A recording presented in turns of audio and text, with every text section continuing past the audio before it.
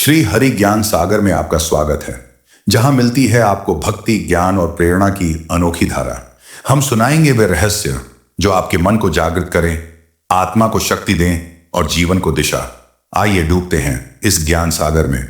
क्या आपने कभी सोचा है कि ब्रह्मांड की वो कौन सी शक्ति है जो असंभव को संभव बना सकती है, जो साधारण मानव को असाधारण बना देती है और जिसने स्वयं भगवान शिव को भी अद्भुत सिद्धियां प्रदान की थी? हाँ दोस्तों, यही वो रहस्य है जो नवरात्रि के नवम दिन प्रकट होता है। आज हम आपको ले चलेंगे उस दिव्य कथा की ओर जहां प्रकट होती है मां सिद्धिदात्री, यानी वो देवी जिनके बिना न तो देवता पूर्ण हुए, न ही ब्रह्मांड का संतुलन स्थापित हो पाया।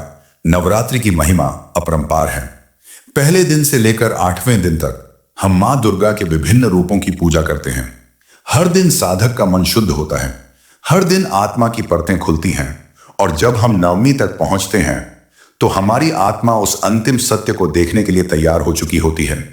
यही कारण है कि नवमी को मां सिद्धिदात्री की पूजा का विशेष महत्व बताया गया है। सिद्धिदात्री नाम ही बहुत कुछ कह देता है। सिद्धि का अर्थ है अलौकिक शक्ति और दात्री का अर्थ है देने वाली, यानी मां सिद्धिदात्री वो स्वरूप है जो अपने भक्तों को अष्ट सिद्धियां और नवनिधियां प्रदान करती हैं। कहा जाता है जहां सिद्धिदात्री की उपासना होती है वहां असफलता का नामो निशान तक नहीं रहता।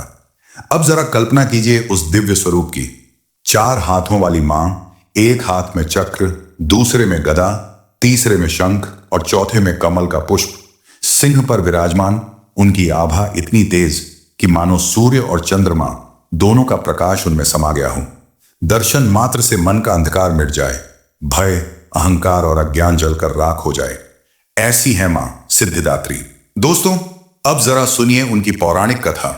कहानी है सृष्टि के आरंभ की। जब ब्रह्मांड आकार ले रहा था, जब ऊर्जा और शक्ति का संतुलन स्थापित होना बाकी था, तब भगवान शिव ने घोर तपस्या की। उन्होंने मां दुर्गा से प्रार्थना की कि उन्हें ऐसी शक्ति मिले जिससे वे संपूर्ण जगत का पालन कर सकें।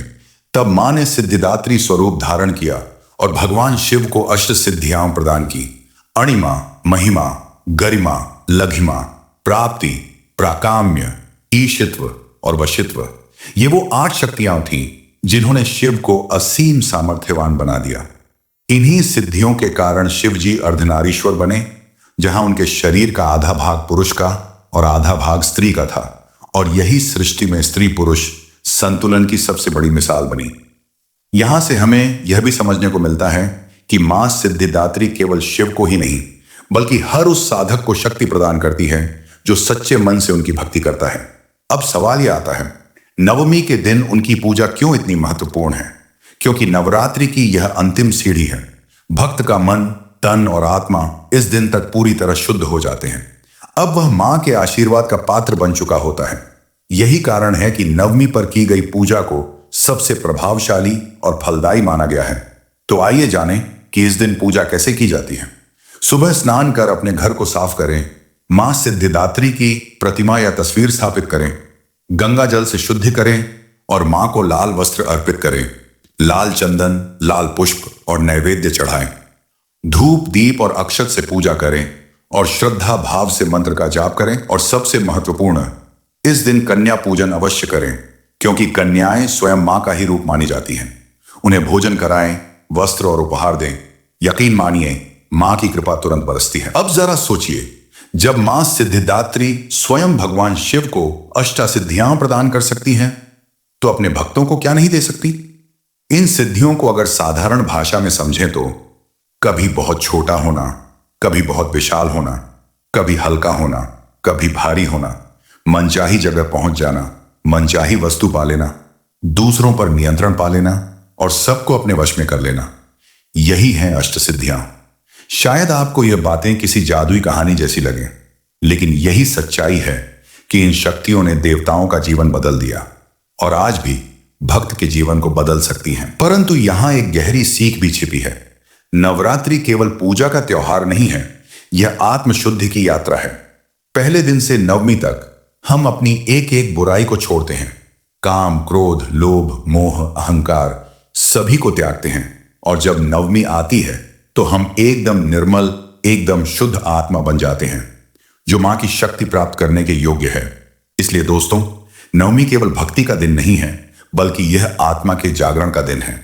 याद रखिए, जब आपके मन का अंधकार मिट जाएगा, तभी मां की रोशनी आपके जीवन में प्रवेश करेगी। शास्त्रों में एक और रोचक बात कही गई है। मां सिद्धिदात्री की कृपा से ही हनुमान जी को अपार बल और शक्तियां प्राप्त हुई। कुछ विद्वान यह भी मानते हैं कि इस दिन की पूजा से साधक की कुंडलिनी शक्ति जागृत हो जाती है, जिससे उसकी आत्मा का सीधा संबंध ब्रह्मांडीय ऊर्जा से हो जाता है। और नवमी का कन्या पूजन इतना शक्तिशाली है कि इसे पूरे नवरात्रि का सार कहा गया है। तो दोस्तों, अब जरा सोचिए, क्या हम केवल पूजा पाठ करके मां की कृपा पा सकते हैं, या फिर हमें अपने भीतर भी परिवर्तन लाना होगा? सच्चाई यही है कि पूजा केवल बाहरी कर्म है, परंतु मां की असली कृपा तभी मिलती है जब हम अपने भीतर भी बदलाव लाते हैं।